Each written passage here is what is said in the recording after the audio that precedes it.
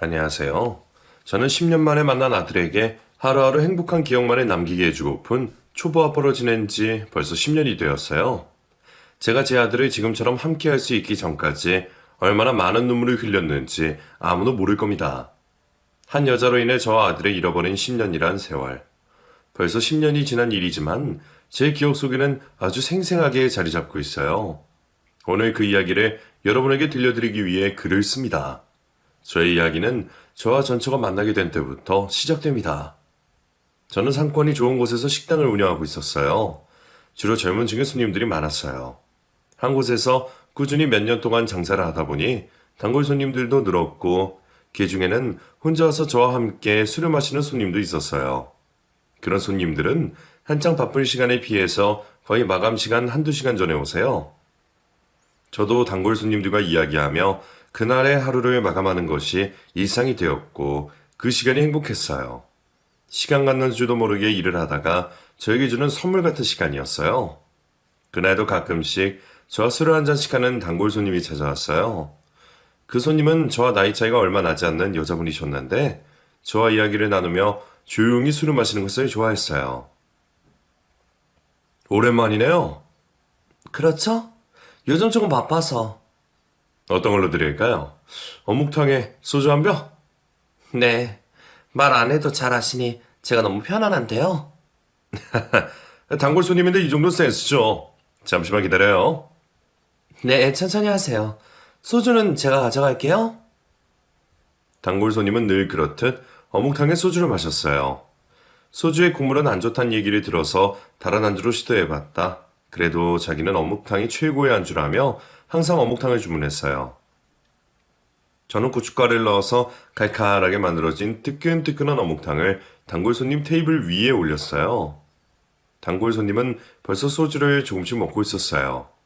어묵탕을 보자 국물 한 숟가락을 떠서는 후후 불어가며 먹더니 역시 이 맛이죠. 사장님은 역시 제 입맛을 잘 아신다니까? 단골 손님은 제게 엄지를 세우며 웃었어요. 그리고는 소주 한 잔을 또 하더니 눈물을 흘렸어요. 왜 눈물이 나지? 무슨 일 있었어요? 사장님도 이렇게 잘 아는 제 입맛을 왜 남자친구는 모를까요? 남자친구랑 또 싸웠나 보네요. 그 자식은 정말 나에 대해서 아무것도 몰라요. 아무것도. 남자가 여자 눈물 흘리게 하면 쓰나? 그쵸? 나쁜 자식. 내가 자기한테 얼마나 잘해줬는데. 남자들은 왜 먼저 좋다고 말해놓고선 그 마음이 끝까지 가지 않는 걸까요? 모든 남자가 다 그렇진 않아요. 스님을 힘들게 하는 남자는 당장 차버려요. 세상에 좋은 남자가 얼마나 많은데. 그쵸? 사장님도 이렇게 좋은데. 그렇게 좋은 남자는 아닌데. 에이, 제가 사람 보는 눈은 좀 있다고요. 단골 손님은 오늘도 남자친구와 싸워서 속상해서 한 잔을 기울이러 식당을 찾아온 것이었어요. 대화를 나눠보면 일이 참한 여자도 없다는 생각이 드는데 단골 손님과 만나는 남자들은 또 다른가 봐요. 단골 손님의 이야기를 들어주다 보니 문 닫을 시간이 되었고 단골 손님은 기분이 조금 풀렸다며 웃으며 나갔어요.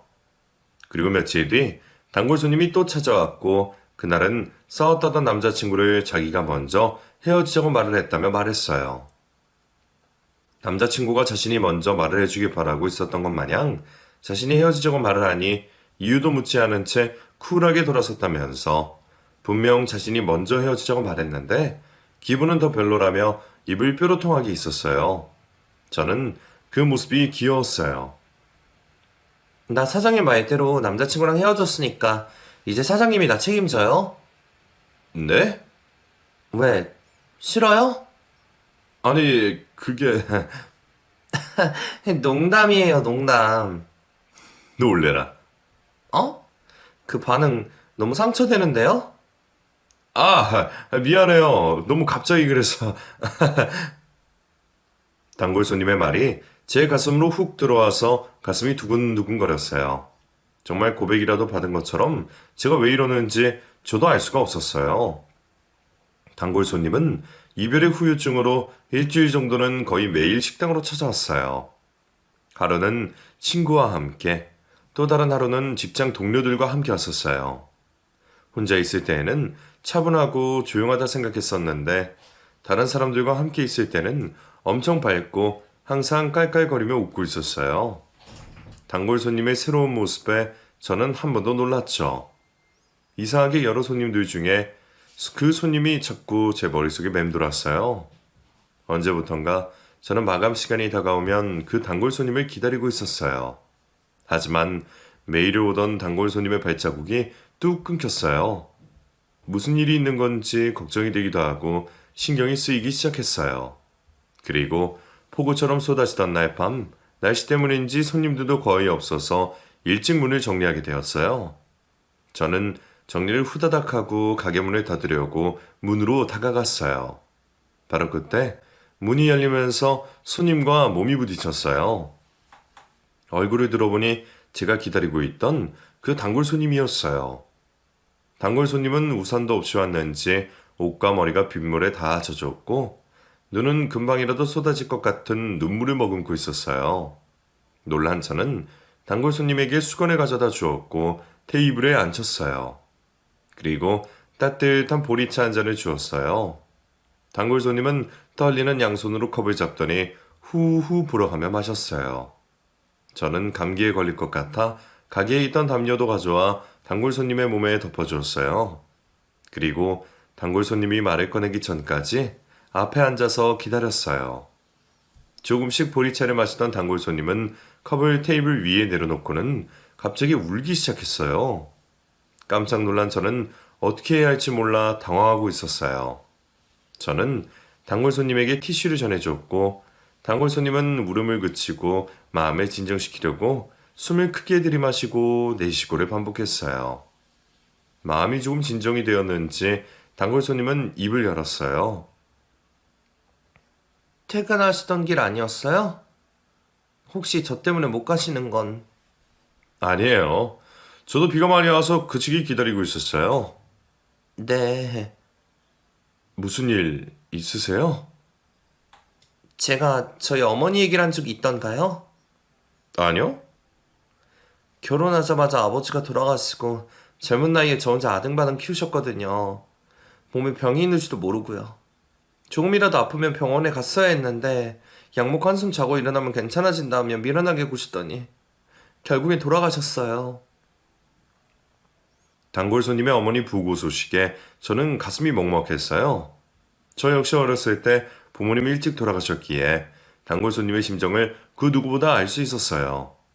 지금은 어떤 말로도 위로가 될 수 없는 것을 알기에 저는 어깨를 들썩이며 흐느끼고 있는 단골 손님의 곁으로 가서 어깨를 토닥여 주었어요.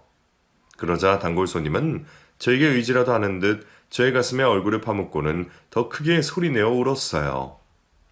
몇 시간이 흘렀을 때 폭우처럼 쏟아지던 비도 어느새 잠잠해졌고 가게 안은 냉장고 돌아가는 소리밖에 나질 않았어요. 제 가슴에 얼굴을 파묻고 울고 있던 단골 손님도 고개를 들었고 저에게 고맙고 미안하다고 말하며 일어났어요. 저는 너무 늦은 시간이라 혼자 가면 위험하다며 단골 손님의 집 앞까지 데려다주고 집으로 돌아왔어요. 집으로 돌아온 저는 단골 손님이 걱정이 되어 한숨도 자지 못했어요. 설마 무슨 일이 있는 건 아닌지 걱정이 되었어요. 다음날 식당에서 단골 손님이 올 때까지 기다렸지만 오지 않았고 며칠이 지나도 볼 수가 없었던 저는 식당을 일찍 마감을 하고 단골 손님의 집 앞에 찾아갔어요. 차마 초인종은 누르지 못하고 집 앞을 왔다 갔다 서성이고 있는데 누군가가 저의 어깨를 두드렸어요. 깜짝 놀란 저는 뒤를 돌아보았고 저를 보고 환하게 웃고 있는 단골 손님을 보았어요. 너무 걱정이 되어 와봤다는 제 말에 단골 손님은 어제의 위로가 많은 힘이 되었다며 여기까지 왔는데 자신의 집에서 차라도 한잔하고 가라고 말했어요. 저는 여자 혼자 사는 집에 올라가기가 그래서 버뭇거렸어요. 단골 손님도 제 마음을 눈치챈 것인지 집이 불편하면 근처 카페라도 가자며 저를 끌었어요. 근처 카페에 들어간 저는 커피를 주문하고 단골 손님은 생과일 주스를 주문했어요. 차를 마시는 동안 그동안 느낄 수 없었던 어색함 때문에 몸둘 바를 몰랐어요. 애꿎은 차만 계속해서 마시고 있는데 그런 저를 보고 단골 손님은 깔깔 웃었어요. 저와 이러고 있는 게 불편하세요? 식당에서 만날 때는 그런 게 전혀 없었는데. 사장님과는 차 대신 술을 마셔야 됐나 보다. 이제 좀 괜찮아요? 네, 덕분에요. 그날 너무 감사했어요. 그날 펑펑 울고 나니 힘이 생기더라고요. 말로 받은 위로보다 몇 배나 더 큰 위로였어요, 정말. 감사해요. 아니에요. 저도 제 생각이 나서. 사장님도 부모님이 돌아가셨어요? 네. 저는 제가 고등학교 때 두 분 다 돌아가셔서. 그러셨구나. 힘드셨겠어요. 뭐, 다 그렇죠, 뭐. 저 사장님. 네? 저 사장님하고 만나보고 싶다는 건 농담 아니에요. 그날 사장님이 제 말에 너무 정색을 하셔서 제가 당황해서 농담이라고 둘러댄 거였어요. 사장님은 저 어떠세요? 그게, 솔직하게 말씀하셔도 돼요. 저 마음 단단히 먹고 이야기하는 거라서 거절을 하셔도 끄떡 없어요. 저도 처음에 몰랐는데, 안 오시니 보고 싶고, 걱정이 되고, 신경이 쓰이더라고요. 그럼 저와 만나보실래요? 네. 저는 단골 손님과 만나보기로 했고, 만날수록 더 빠져들게 되었어요. 그리고 저는 이 사람이라면 제 인생의 동반자가 될 거라는 생각에 청혼을 했고, 저희 두 사람은 소박하게 결혼을 하게 되었어요. 결혼을 하고 난 후 단골 손님, 아니 지금은 전처가 된 그 사람은 저희 식당을 돕겠다며 다니던 회사를 그만두었고, 식당으로 나와 하루 종일 옆에서 같이 일했어요. 저희는 신혼을 누구보다 더 행복하게 보내고 있었어요. 하지만 몇 달이 지나고 전처는 식당에 나오는 것을 힘들어하고 귀찮아하기 시작했어요. 점점 출근 시간도 늦어지고 퇴근 시간은 빨라졌어요. 어떨 때에는 약속이 있다며 나오지도 않았어요. 저는 어쩔 수 없이 직원을 고용할 수밖에 없었어요. 그때부터 저희 부부는 삐걱대기 시작했어요. 아무 일도 하지 않았던 전처는 생활비가 부족하다며 끊임없이 저에게 생활비를 더 달라고 요구를 했어요. 집에는 뜯지도 않은 택배 상자들이 쌓여 있었고, 옷장에는 더 이상 옷을 넣을 수 없을 만큼 가득 차 있었어요. 사용할 수 있는 물건들도 새로운 것이 나오면 버렸어요. 무조건 신상을 원했어요. 저는 그런 전처가 이해가 되질 않아 말다툼을 하기 시작하였고, 퇴근하라고 집에 오면 갑갑해지기 시작했어요. 전처는 저에게 하는 말이 생활비를 더 달라는 말밖에 없을 정도로 저만 보면 돈돈거렸어요. 원래는 저러지 않았던 사람이었는데 왜 저렇게 변한 건지 알 수가 없었어요. 그러다 설상가상으로 경기도 안 좋아서 손님들은 점점 줄어들게 되고 매출이 거의 반이나 줄게 되었어요. 저는 인건비라도 줄여보자 직원을 내보내고 혼자 식당을 운영했어요. 저 혼자 일을 해도 힘들지 않을 만큼 그만큼 손님들이 줄었어요. 가게 매출도 신경이 쓰이는데 전처는 그런 것은 아랑곳하지 않고 쓰던 대로 펑펑 쓰고 있으니 저는 화가 났어요. 그날도 손님이 없어 일찍 문을 닫아야 하나 마나 생각이 사로잡혀 있는데 띵동 알림이 왔어요. 통장에서 카드 대금이 빠져나갔어요. 저는 그 금액을 보고 깜짝 놀랐어요.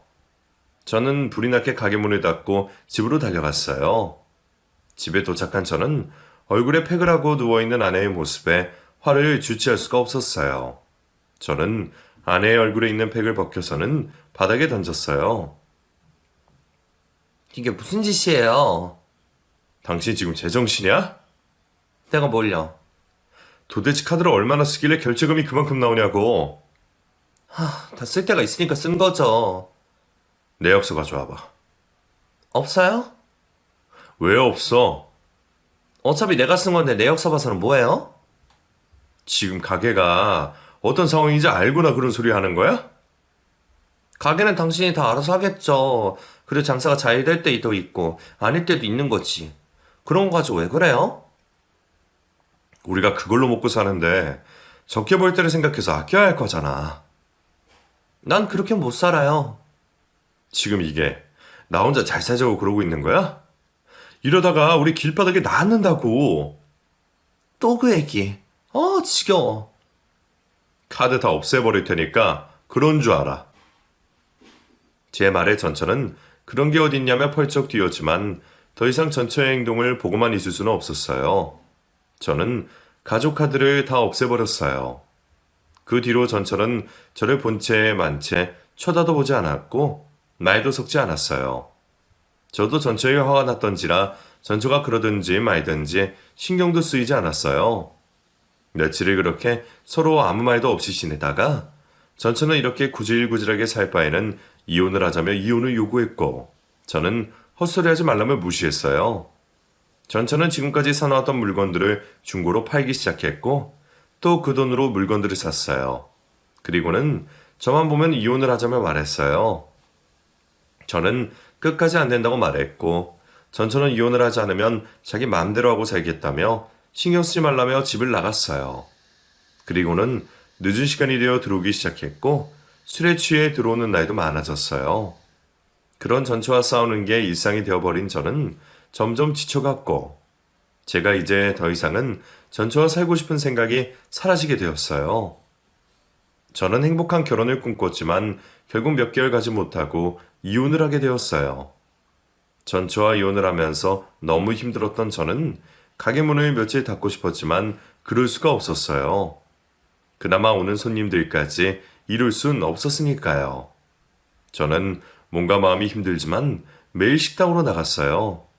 그리고 손님으로부터 전처의 소식을 들었어요. 전처는 저와 이혼을 하고 벌써 다른 남자와 재혼을 했다는 것이었어요. 저는 그 말에 큰 상처를 받았고 힘들어도 꿋꿋하게 열 수밖에 없었던 가게 문을 닫고 며칠을 술로 지냈어요. 술을 먹다가 잠이 들었던 저는 쾅쾅 문을 두드린 소리에 눈을 떴어요. 머리가 너무 깨질 것 같았어요. 현관문은 계속 쾅쾅거리고 초인종은 쉴 새 없이 울리고 있었어요. 저는 아픈 머리를 부여잡고는 현관문을 열었어요. 문을 열고 들어온 사람은 저희 중마고우였어요. 친구는 저를 보더니 괜찮냐며 잘못된 줄 알고 얼마나 놀라운 줄 아냐며 냉장고에서 물을 꺼내서 벌컥 마셨어요. 미친 새끼. 다짜고짜 왜? 꼴 좋다. 세상 여는 너 혼자 아는 줄 알겠다. 잔소리 할 거면 나가. 정신 차리라고. 네 마누라는 벌써 딴 놈이랑 재혼해서 애까지 가졌다는데 넌 지금 이게 뭐냐? 애를 가졌다고? 그래 인간아, 정신 좀 차려. 같이 이혼했는데 너만 죽을 상이야? 저는 친구의 말에 정신이 번쩍 들었어요. 그리고 씻지도 않은 몸으로 모자를 눌러쓰고 전처를 찾아갔어요. 그 집 앞에 다다랐을 때 전처는 저보다 나이가 훨씬 많은 남자와 다정하게 걸어 나오며 행복한 웃음을 짓고 있었어요. 순간 눈이 돈 저는 전처에게 달려갔고 전처의 팔을 붙잡았어요. 깜짝 놀란 전처는 소리를 질렀고 그 남자는 전처의 팔에 붙잡고 있던 저의 손을 뒤로 비틀었어요. 저는 아프다며 고래고래 소리를 질렀어요.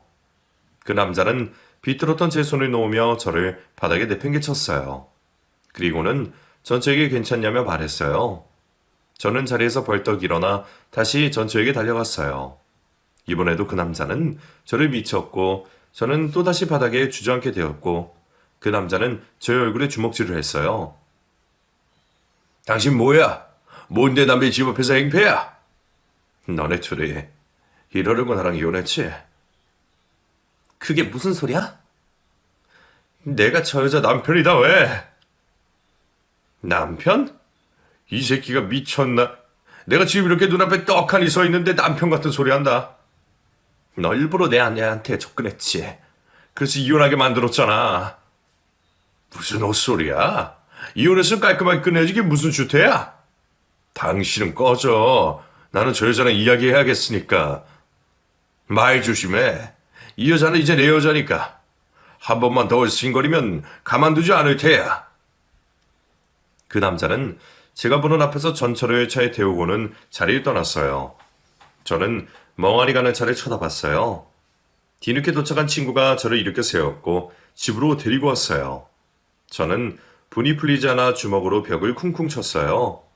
친구는 오늘은 혼자 있는 것이 더 나을 수도 있겠다며 저를 두고 집으로 갔고 저는 냉장고에 있던 술을 꺼내어 또 벌컥벌컥 들이켰어요. 그 남자에게 수모를 당한 저는 너무 비참하고 분해서 가만히 있을 수가 없었어요. 있는 힘껏 고함을 내질렀어요. 그리고는 쓰러져 잠이 들었어요. 다음날 저는 또 친구가 오는 소리에 잠이 깼고 친구는 죽을 사왔어요. 저는 한 숟가락도 먹기 싫었어요. 그저 아무 의욕 없이 누워만 있고 싶었어요. 그래서 죽은 거들떠도 보지 않았어요. 다음 날도 또 그 다음 날도 친구는 계속해서 죽을 사다 주었고 계속되는 친구의 모습에 저는 친구를 위해서라도 다시 일어나야겠다는 생각이 들었어요. 그래서 친구가 사준 죽을 다 먹고는 정신을 차리려고 노력을 했어요. 며칠 동안 문을 닫았던 식당에 가서 재정비를 하고 다시 식당 문을 열었고 요리 개발을 하면서 정신없이 시간을 보냈어요. 그러는 사이 경기도 빠르게 회복이 되었고 식당은 다시 예전처럼 활기를 되찾게 되었고 일손이 부족했던 저는 예전에 같이 일했던 직원과 함께 일을 했어요. 우울하고 어두웠던 저는 다시 결혼 전의 모습으로 되돌아가고 있었고 마음의 안정을 되찾고 있었어요. 그렇게 정신없이 반년이라는 시간이 흐르고 식당 마감을 하고 정리를 하고 있는데 손님 한 명이 찾아왔어요. 그 손님은 전처와 자주 오던 손님이었는데 제가 전처와 이혼을 하고 난 후에는 오지 않았어요. 그 손님은 저에게 짧은 인사를 나누고는 빈 테이블에 앉았어요. 저는 마감 시간이라 곤란하다고 말을 했고 그 손님은 먹으러 온 것이 아니라며 할 이야기가 있으니 잠시만 시간을 내달라고 말했어요. 저는 하던 일을 멈추고 그 손님의 맞은편 의자에 앉았어요. 긴 한숨을 내쉬던 손님은 조심스럽게 입을 열었어요. 이혼하셨다는 소식을 들었어요. 네, 그렇게 됐어요. 전처가 아들을 낳았다는 건 혹시 아세요? 전체 얘기라면 더 이상 듣고 싶지 않아요. 들으셔야 해요. 이제 겨우 안정을 되찾아가고 있는데 또다시 암흑 속으로 들어가고 싶지 않아요. 이만 돌아가 주세요. 그 아이, 당신 아이예요. 네? 그게 무슨 소리죠? 제 아이라뇨? 제가 전처와의 인연 때문에 알고도 말하지 못해서 죄송해요. 끝까지 말을 안 하려고 했었는데 태어난 아이를 보니 양심에 가책이 느껴져서 어쩔 수 없이 찾아오게 되었어요. 저는 지금 무슨 소리를 하시는지 도무지 알 수가 없어요. 전처의 그 남자는 아들이 귀한 집에 태어났지만 자식을 가지지 못하는 아내 때문에 힘들어했어요. 그것을 한 전처가 그 남자의 재산이 탐이나 일부러 접근을 했고 아이를 임신했다고 거짓말을 했어요. 그것도 모르고 그 남자는 임신을 못한 아내와 이혼을 하고 자신의 아들을 낳아주기만 하면 원하는 것은 뭐든지 다 들어주겠다고 약속을 했죠. 그 남자의 결혼을 하기 위해서 사장님과는 하루빨리 이혼하길 바랬어요. 그래서 모아둔 돈을 흥청망청 써버렸지만 실패했죠. 그 이후에도 이혼을 하기 위해서 사장님이 싫어하는 행동만 골라서 하기 시작했고요. 결국 바라던 이혼을 하게 됐죠. 그리고는 그 남자와 재혼을 해서 아들을 낳았어요. 지금 그 아들이 제 아들이란 소린가요? 네, 확실해요. 제가 똑똑히 들었어요. 그 남자의 재산은 탐이 났지만 늙은 남자와 잠자리는 하고 싶지 않다고. 때마침 임신을 하게 된 전처는 그 남자가 정신을 못 차릴 만큼 술을 먹이고서는 잠자리를 한 것 마냥 꾸민 것이죠. 어떻게 그럴 수가 있죠? 그 모든 것을 알고 있으면서 왜 전처럼 말릴 생각을 못했나요? 저도 뼈저리게 후회하고 있어요.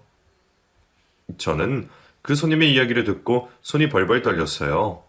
도무지 이해하기가 힘든 내용이라 머릿속이 너무 복잡했어요. 이제 겨우 잊고 잘 살고 있는데 제게 또다시 이런 시련을 주는 건지. 저는 전처가 저와 이혼을 하기 위해서 계획했던 행동들이 눈앞에 주마등처럼 지나갔어요. 저는 전처와 그 남자에게 너무 화가 났어요. 그 집 앞에서 그들에게 당했던 그때의 제 자신이 떠올라 미칠 것 같았어요. 그때 전처의 뱃속에 있던 그 아이가 제 아이였다니. 저는 가슴이 너무 답답해서 숨을 쉴 수가 없었어요. 저는 순간 지금 그 집에 있는 제 아이를 되찾아야겠다는 생각밖에 들지 않았고 가게문을 열어놓은 채 전처의 집으로 쫓아갔어요. 집에 도착한 저는 대문을 발길질하며 문을 쾅쾅 두드렸지만 아무 기척도 없었어요. 저는 소리를 고래고래 지르며 난리를 피웠지만 집안은 조용했죠. 이윽고 경찰이 출동을 했고 저는 이혼을 하고도 결혼을 한 전처를 잊지 못하고 난동을 부리는 유부녀를 집적대는 파렴치한 놈이 되어버렸어요. 저는 너무 억울해서 미칠 것 같았지만 경찰들에 이끌려 식당으로 되돌아갈 수밖에 없었어요. 저는 화가 나서 미칠 것 같았어요. 맨정신에 있기가 너무 힘이 들었어요. 어떻게 하면 그 년놈들에게 복수를 해야 하나 온통 머릿속에는 그 생각뿐이었어요. 다음날 제 소식을 들은 친구 녀석이 찾아왔어요. 친구는 저보다 더 노발대발하며 같이 깡소주를 들이켰어요. 같이 술을 마시던 친구는 제게 정신을 차리라며 제가 이러고 있는 모습은 그 여자에게 아무런 복수가 되지 않는다고 말했어요. 최고의 복수는 그 여자가 가장 행복할 때 그 행복을 깨부시는 거라고 말도 함께요. 저는 그 친구의 말도 일리가 있는 것 같았어요. 저는 정신을 차리고 그 복수의 날만 기다리며 이를 바득바득 갈았어요. 그리고 며칠 뒤 이 모든 사실은 전해준 손님이 찾아왔어요. 지난번에 왔을 때 저를 안타깝게 생각한 손님은 사실을 알고도 숨긴 것에 대한 죄책감에 자신이 도와줄 수 있는 부분은 도와주겠다고 약속을 했었어요. 가게에 온 그 손님은 전처가 아들이 10살이 되던 해에 그 남자의 재산을 받게 된다는 말을 전해주었어요. 손이 귀한 집에 아들을 낳아준 아내에게 원하는 것을 다 해주고 싶었던 그 남자에게 전처는 지금도 풍족하게 살고 있으니 이렇게 조금씩 주지 말고 나중에 아들이 10살이 되던 해에 한꺼번에 달라고 했고 아내에게 푹 빠져있던 그 남자도 알겠다며 약속을 했다는 것이에요. 내 아들을 가지고 장사를 하고 있는 전처에게 화가 날 대로 난 저는 당장 쫓아가고 싶었지만 10년 뒤 그 재산을 받는다며 행복해하는 그때를 기다리기로 했어요. 아들이 커가는 모습을 직접 볼 수는 없었지만 저는 그 손님이 보내준 사진으로 아들이 커가는 모습을 볼 수 있었어요. 아들의 학교에 운동회를 하는 날에는 면 발치서 아들이 뛰는 모습을 눈물을 흘리며 지켜보았어요. 저는 이들의 모습을 핸드폰으로 계속해서 찍었고 그 사진들을 보며 하루하루 버텼어요. 그렇게 길고 길었던 세월이 흘렀고 드디어 아들의 나이가 10살이 되던 해가 되었어요. 곧 있으면 전처에게 재산이 넘어간다는 소식을 전해들은 저는 제가 그토록 기다린 그날이 다가왔다는 것을 느꼈어요. 저는 밤을 뜬 눈으로 지새우고 일찍부터 분주하게 움직였어요. 옷장에서 제일 깔끔하고 잘 어울리는 옷으로 차려입고 책상 서랍 깊숙이 넣어두었던 황토색 서류 봉투 하나를 꺼냈어요. 그리고는 전처의 집으로 쳐들어갔어요. 저의 모습을 본 두 사람은 기함을 했고 그 남자는 또다시 그때처럼 주먹으로 저를 위협했어요. 여기가 어디라고 함부로 들어와? 할 말이 있어서 왔어. 나는 들은 말이 없으니까 당장 내 집에서 나가. 내가 말하지 않아도 당신이 더 궁금해서 미칠 텐데. 이 자식이 아직도 정신을 못 차렸네. 벌써 이 여자랑 이혼한 지 10년이 넘어가는데 아직까지도 이러고 싶어? 당신 저 여자에 대해서 얼마나 알아? 몇 개월 산 너보다는 많이 알겠지? 과연 그럴까? 아니 이 새끼가 진짜 아직도 정신을 못 차리고 입을 나불대네. 또 그때처럼 맞아봐야 정신을 차리지? 당신이나 주둥이 다치고 이거나 보고 말하시지. 저는 가져온 서류 봉투를 그 남자의 가슴팍에 던졌어요. 바닥에 떨어진 서류 봉투 안에서 종이를 꺼내던 그 남자는 종이를 보더니 얼굴이 울그락불그락해졌고 옆에 있던 전차는 황급히 그 종이를 뺏었어요. 그리고는 그 종이를 보고는 온몸을 부들부들 떨었어요. 그것은 제 아들과 저의 친자확인 결과지였죠. 저는 두 사람을 웃으며 쳐다보았어요. 어때? 이제 내 말을 듣고 싶어지셨나? 이게 도대체 뭐야? 나와 당신 아들의 친자 확인 결과서. 당신 지금 저 미치광이 말 믿는 거예요? 그럼 이 결과서는 뭐야? 나도 모르죠. 어디서 자식 하나 낳아서 진짜 확인을 했는지. 당신도 알잖아요. 우리 애는 항상 저와 함께 움직인다는 걸. 그러네요. 어떻게 진짜 확인이 가능하단 말이에요. 이 새끼가 나를 속여? 아, 이거 왜 이러시나? 이러니 10년을 속은 채 살고 있지.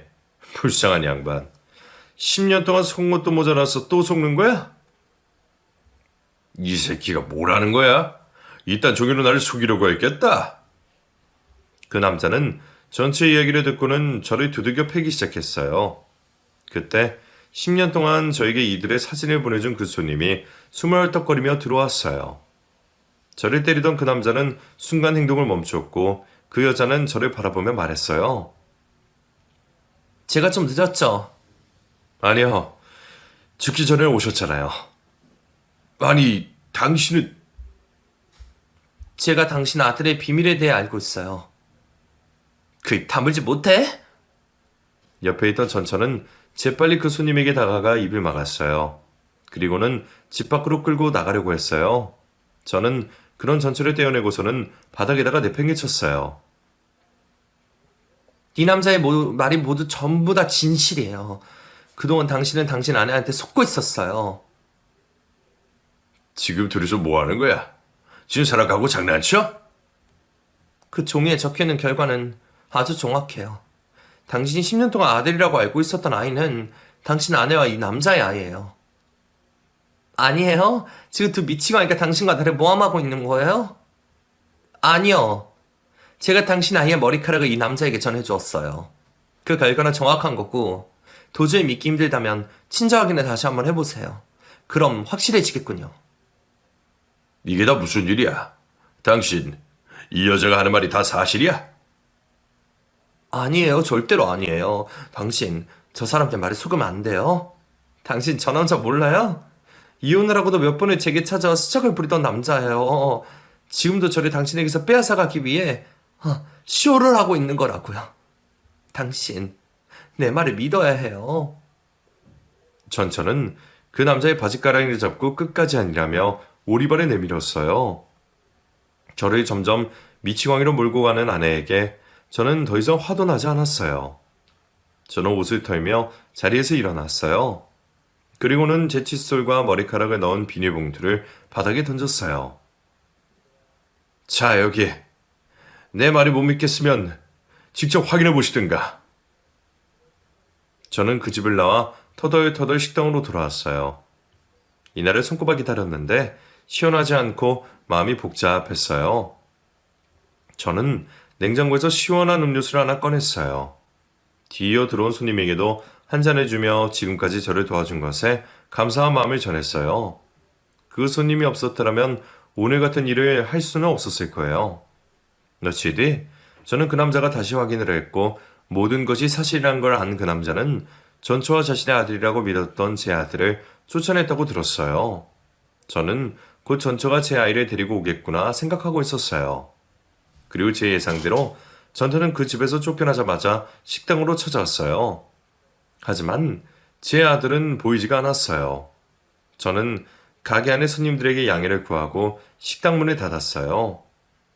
전처는 그 남자에게 많이 많았는지 멍투상이어 든 채로 제게 다가와 주먹으로 저를 때리며 바락바락 소리를 질러댔어요.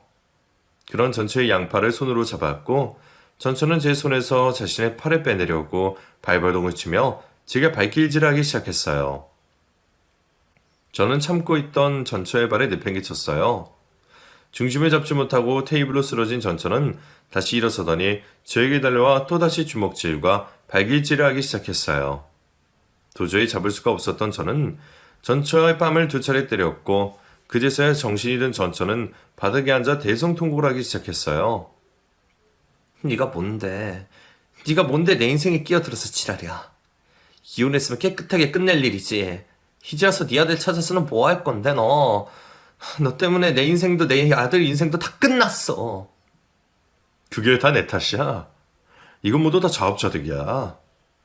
너만 아니었으면 그 남자 재산 받고 내 아들이랑 편안하게 살려고 그랬어. 너가 내 계획을 다 망쳐버렸다고. 정신 차려. 네가 그러고도 인간이니? 어떻게 애를 팔아서 돈을 벌 생각을 해? 네가 그러고도 엄마라고 할 수 있어? 내가 10년 전이었으면 이미 너를 벌써 갈기갈기 찢어놔서 죽였을 거야. 왜?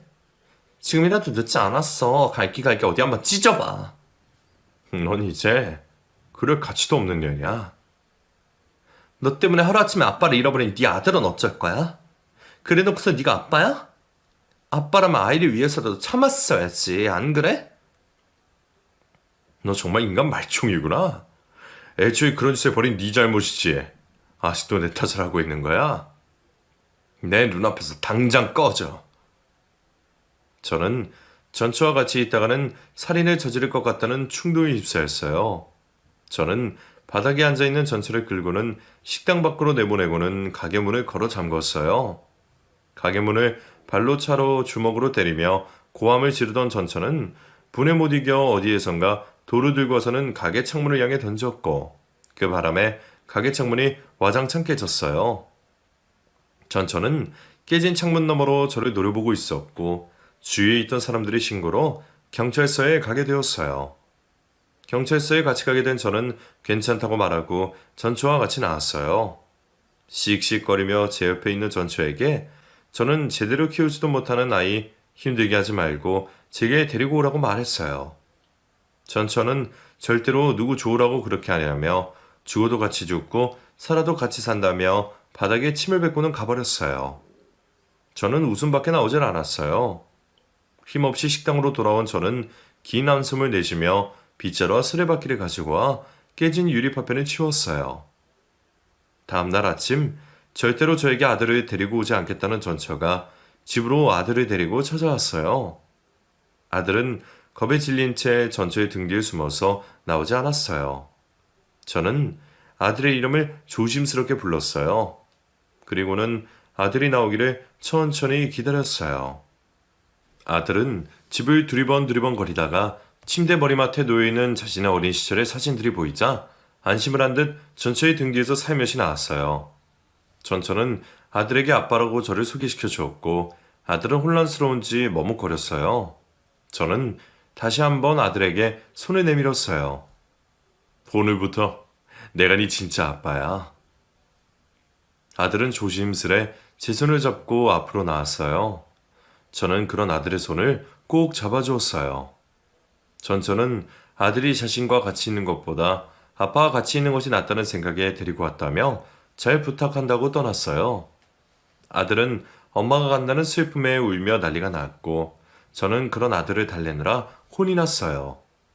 갑자기 사라진 엄마 아빠라고 믿었던 사람은 온데간데 없고 처음 보는 남자가 자신의 아빠라니 아들은 많이 무섭고 혼란스럽겠죠. 저는 제가 아들에게 상처를 준 것 같아 너무 미안했어요. 어찌 보면 저도 제 복수에 아들을 이용한 셈이니까요. 저는 그런 아들에게 어린 시절 아들을 먼 발치서 바라보며 아들이 했었던 운동회, 소풍, 입학식 때의 일을 떠올리며 아들을 지금까지 다 지켜보고 있었다며 아들을 안심시키려 했어요. 그리고 핸드폰에 있는 아기 때부터 지금까지의 사진을 보여주었어요.